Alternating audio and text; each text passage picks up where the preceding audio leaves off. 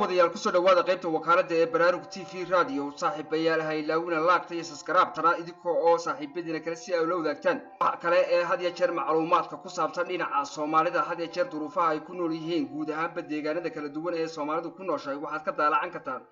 qaybaha kale ee radio Baraarug iyo qaybta kale ee shabakadaha ee Baraarug news.net iyo qaybaha kale ee warbaahinta ee aan ku leenahay dhinaca social media dhinaca baraha bulshada ku wada xidhiidha ee Facebook-yada, Twitter-yada iyo qaar ka mid ah ganacsatada suuqa waaheen ee ku dhaqan caasimadda Somaliland ee Hargeysa ayaa maanta warbaahinta Baraarug uga waramay xaaladda duruufeed ee uu ku soo kordhiyay noloshooda iyo saameynta weyn ee uu ku yeeshay xanuunka COVID-19 ee xilligan caalamku la daala dhacaya isla markaana waxa ay sheegeen dhaqaale burburka iyo isbedelada weyn ee uu ku keenay xanuunkan caalamka naafeeyay. waxaa ka mid tahay ganacsatada dhalinyarta suuqa waaheen ee ugu weyn halka inta badan populationku ay dadku ku badan yihiin waxaa la sheegayaa sida xogaha qaar sheegayaan xitaa dawladdu sheegayso in xanuunku ku badan yahay baclayaasha arrimaha ka waran baclayaasha aniga murid raaxsan wala baclayaasha waahan baanay ma garatay markaa wax population ma naqaan ma garatay maalmihii iidoo kale waxaa la sheegaya in rag saaxiibada ka mid ah dadka Grace ay dhinteen arrinta ka horreeyada faafaahay oo xanuunka dhaftooda dhinteen inta tirada waxaanuna ma naarag anagu inta lagu sheegay bacla bakhaara lagu sheegay xagga bakhaara bacla ma xagga bakhaara xagga bacla waahan ma waa waahan tashada oo xagga baclaasha xagga bakhaara ba ka waran xagga sida dadka oo ka doorashaan idinka mas'uuliyadda saaran xaggeena diiwaan islaamna gacanta waan ka afku ma bulshada saad u ilaalsan oo ka doorashaan ma faahfaahin dheeraad ka bixin kara inuu faahfaahin dheer marka bixiyo marka baclayaashu waa iska caadi waqtiga nuxasoon dad badan ma aragna bulshada xagga ganacsiga balka waran saameyn intee lag minugu yeeshay xanuunkani saameyn badan ugu yeeshay saameynta dadka u faahfaahin saameynta waxa inuu dhaqaale waa yiraahdo dadku waa xariisiinba marka iibka sidoo kala socda ganacsigu ma iibka ma marka xagga hore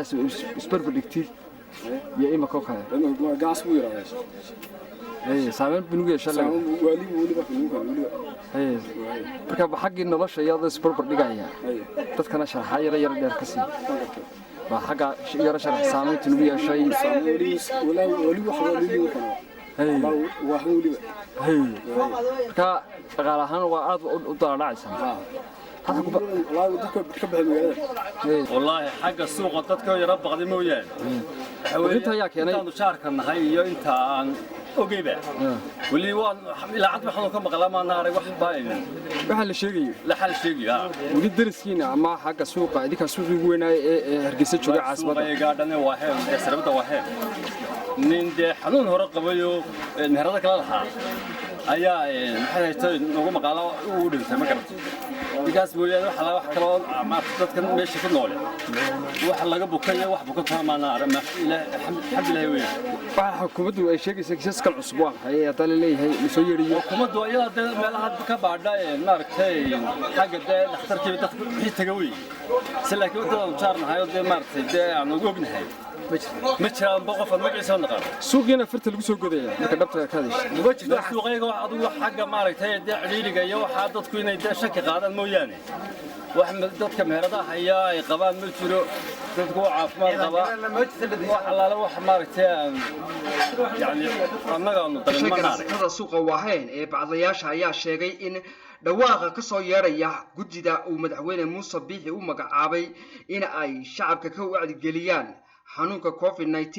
in ay saameyn weyn ku yeesheen fariimahooda oo siyaabo khaldan ay ugu soo gudbinayaan shacabka taasina ay keentay sabab in ay shacabkii ay ka baqaan inay wax ka iibsadaan taasina ay burburisay dhinaca ganacsigooda waxa kamid ah wali suuqa waaheen baan ku jirnaa baclayaashii hilbiyaashii suuqa waaheen baan kamid ah madaxweyne maxamed xuseen umar waxaan suuqa way ku yeeshay بدون برد هلا يجي برنامج يكون فارس كذا كم ما تيجي شيء وربلايا ما قبل إني قد أي دورسيجا أنا كنت دورسيني واي ما تنين كستقول الشيء والله يرى وحصل قبا مالك استدوري لا تبي حق حرقية الشيء من الشيعيو هدي حرقية مالك استدوري لا تقعد شاعين يسوع التيفية تذكر أو تذكر أنا صوبدي waayo dawlad maanta suuqyada laga yaacay dadkii guriyada kala galeen wax maanta dee suuqi saameyn weyn buu ku yeeshay oo dhaqaaladarra suuq la sii darsay markaa waxaan leenahay xukuumadda muuse waxaan leenahay dee naga daaya ka daaya dadka dee beenta loo sheegayo wax community la yidhaahdo ma jiro ummadda somaliland waxaa ma hayaan waxna yaan lagu dawarsan ee ka daaya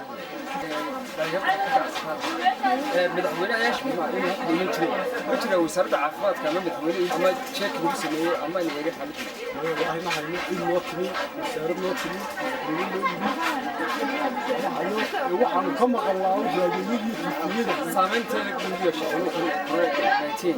يديك حقنا هذا تبغى تجناس يديك كيديسي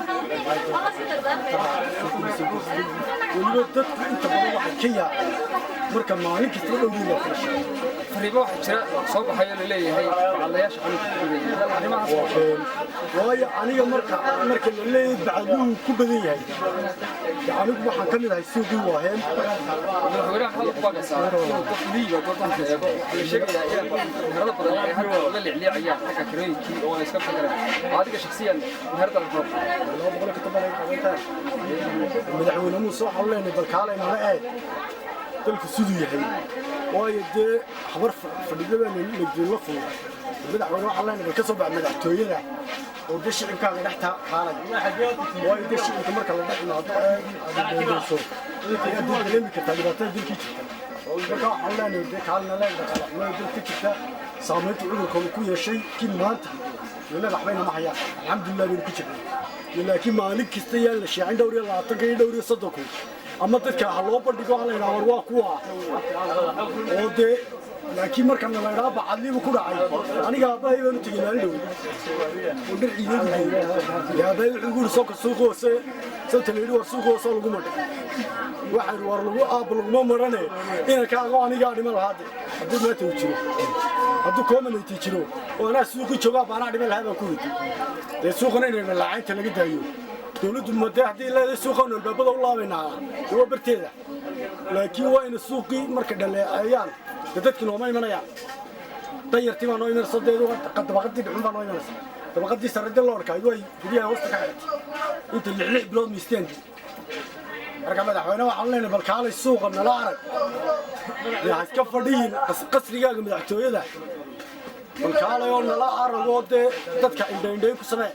cid ku dhaco la garanayaan ma jirto ma jirto yaad garanaysaa suuq ayuu ku dhacay kii oo ku dhacda waxa la community baa haya kii kana cadisho xabaali baa la isku haystaa la tagayaa la leeyahay haasina wallahi la garanayay qof ku dhacay goobin halkan oo ku dhaca